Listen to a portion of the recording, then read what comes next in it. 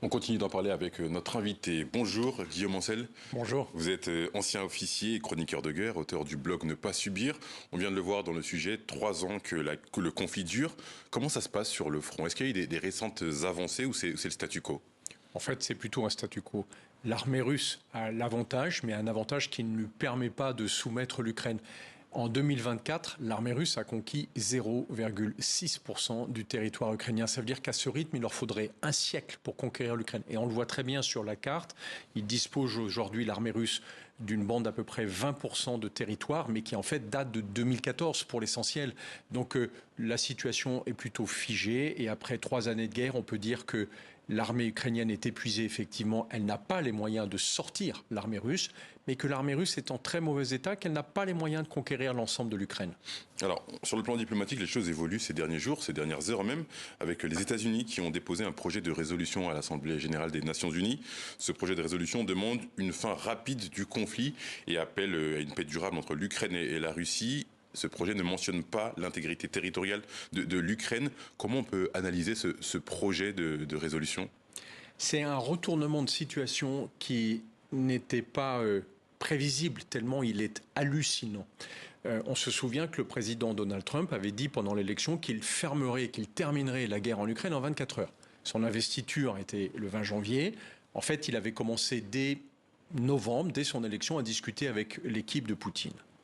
Et puis là, il a accéléré les choses. Le 12 février, il annonce que des négociations immédiates vont commencer avec la Russie. Mais en fait, on découvre consterné que ces négociations sont déjà quasiment terminées. C'est-à-dire qu'il s'est mis d'accord avec le président Poutine sur les grandes lignes d'un accord. Et dans cet accord, en fait, c'est la défaite de l'Ukraine. C'est-à-dire qu'il cède les 20% de territoires qui ont été conquis par la guerre, violation de la légitimité des frontières. Il cède sur le fait que l'Ukraine ne rejoindra jamais l'OTAN, c'est-à-dire pour elle c'était une garantie de sécurité dans le futur, et il accorde même à Poutine le fait qu'il faudrait des élections présidentielles en Ukraine. On n'organise jamais d'élections présidentielles dans un pays en guerre. Ça veut dire quoi? Ça veut dire qu'il accepte que Zelensky s'en aille du pouvoir, ce qui était un des souhaits les plus chers du président Poutine. Ça veut dire que ce que la Russie n'a pas réussi à conquérir en 3 années de guerre, Poutine est prêt à leur donner dans une négociation dans laquelle il veut simplement stopper la guerre en oubliant que ça n'est pas la paix pour autant. Alors, justement, Donald Trump, il s'est beaucoup exprimé sur ce conflit ces derniers jours. Il a notamment dit que Vladimir Poutine et Volodymyr Zelensky devaient se parler. Il a aussi accusé le président ukrainien d'être un dictateur, vous le disiez, sans élection et d'avoir fait un travail horrible. Comment on peut interpréter ces déclarations du président américain qui sont assez offensives? Oui, elles sont même hallucinantes parce qu'il inverse toutes les réalités. Par exemple, quand il dit que Zelensky est un dictateur et qu'il n'a que 4% de la population derrière lui, le dernier sondage montre qu'il en a plus de 60%. Quand on l'entend, parce qu'il l'a dit, qu'en fait, dans son esprit, c'est Zelensky qui a déclenché la guerre. C'est juste une invasion de l'armée russe le 24 février 2022. Donc, en fait, il y a une stratégie derrière ces déclarations de Donald Trump. Mais on est dans l'exagération totale qu'on connaît bien chez Elon Musk, qui reprend d'ailleurs certains des propos de Trump.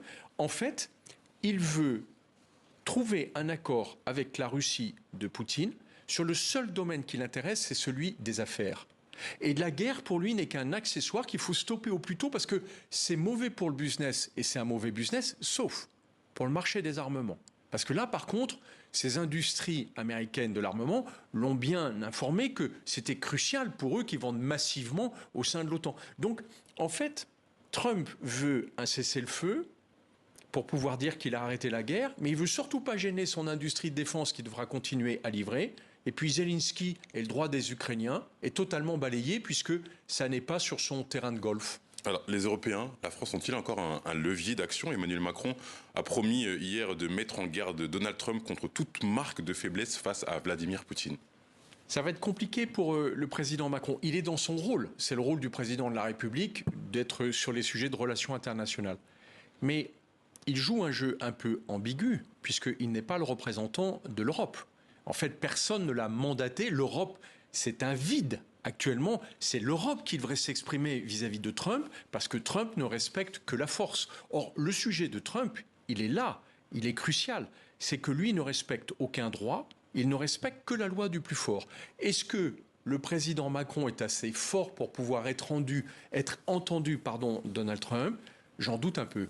Ma dernière question, est-ce que la gestion de ce conflit par Donald Trump peut avoir des effets dominos sur d'autres conflits, d'autres zones de tension dans le monde? C'est sans doute ce qui est le plus grave, c'est que si Trump impose, comme il essaye de le faire actuellement par l'ONU, une résolution qui finalement validerait le fait que la Russie a pu aller conquérir un territoire par la guerre, il n'y a plus de respect des frontières.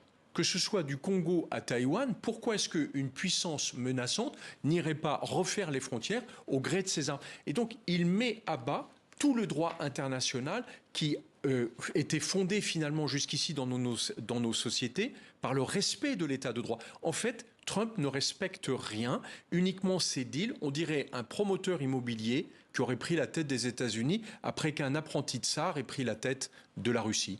Merci beaucoup Guillaume Ancel d'avoir accepté notre invitation. Vous êtes ancien officier et chroniqueur de guerre, auteur du blog Ne pas subir. Merci beaucoup.